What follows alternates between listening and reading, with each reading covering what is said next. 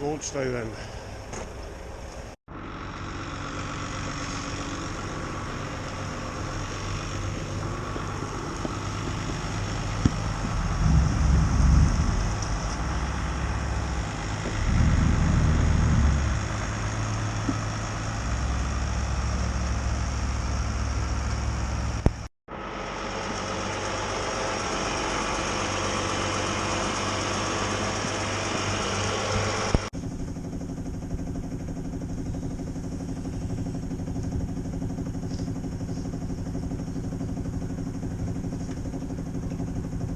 O'clock in the morning.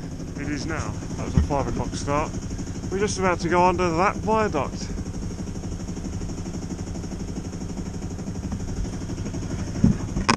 Trygon boatyard then. You can tell when you're at a professional boatyard because they prop the boat. They don't insist on a cradle, you know, they have the skill to do it. It's been brilliant there, it's been absolutely brilliant. It's a nice little yard to work in. You can just do normal boat stuff, it's brilliant. So very happy with that. Access to and from Trygon Boatyard on the water, not so easy.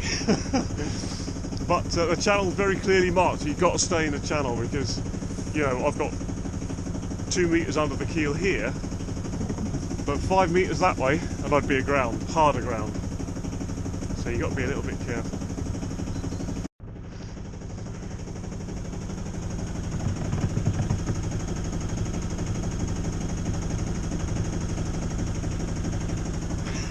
Loads of room.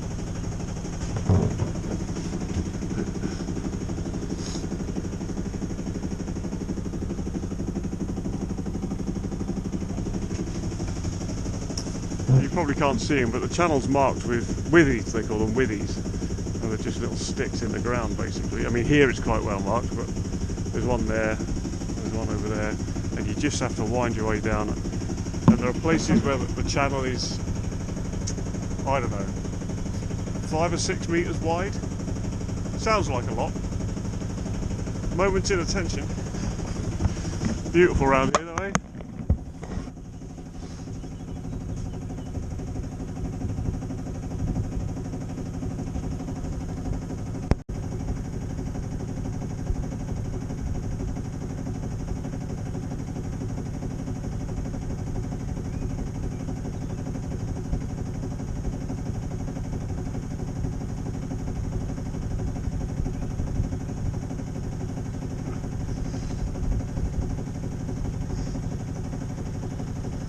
Morning! Right. Bit tight round here, isn't it? Yeah, I know.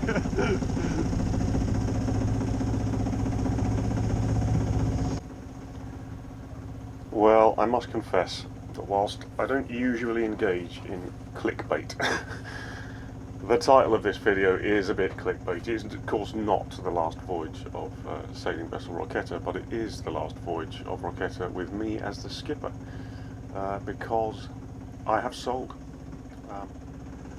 It was necessary. I can't have 2 boats and I do have another ride, and whilst I remember only 18 months ago saying that I would never sell Roquetta and that she would have to be prized from my cold dead fingers, she just isn't or doesn't now meet my needs. I have my daughter aboard with me most weekends, and there just isn't enough space on a 28-foot sailboat to accommodate everyone. The new owner is a lovely, lovely fellow, and I've agreed to recommission Roquetta and put her back on the mooring as part of the deal. So that's what I'm doing today. Just chugging down the river one last time to recommission the boat, make sure everything's all right. Everything is, happily. I have to say, there isn't a single part of this boat that I haven't touched, and selling her has been very, very difficult, even making the decision. But when I signed on the dotted line and the reality hit, I have to be honest, it was a little bit surreal. We've been so many places and done so many things together.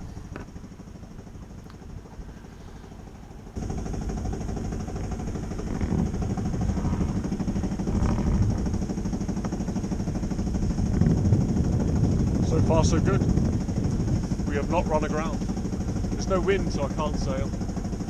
That's depressing. It is what it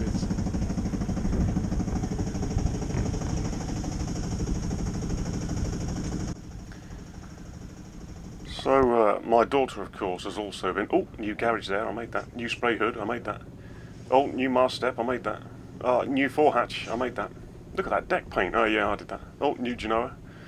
Lovely solar panels there, very discreet. Yeah, I did that. Oh God, it just goes on. Oh, the stack pack, I did that. What else? Just to see from here, so many things. That trim around the side of the cabin, yeah, I did that. Yeah, so it doesn't leak anymore. Perfect. The wind vane's not on it at the moment.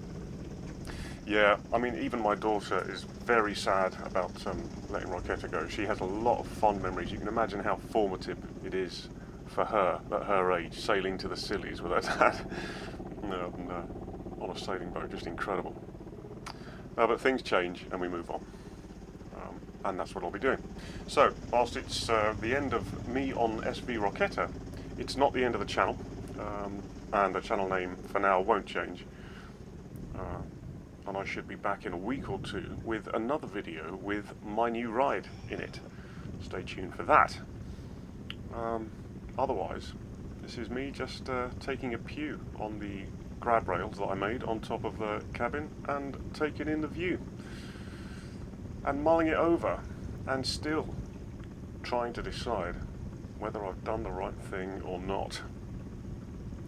Things change, you know, life moves on.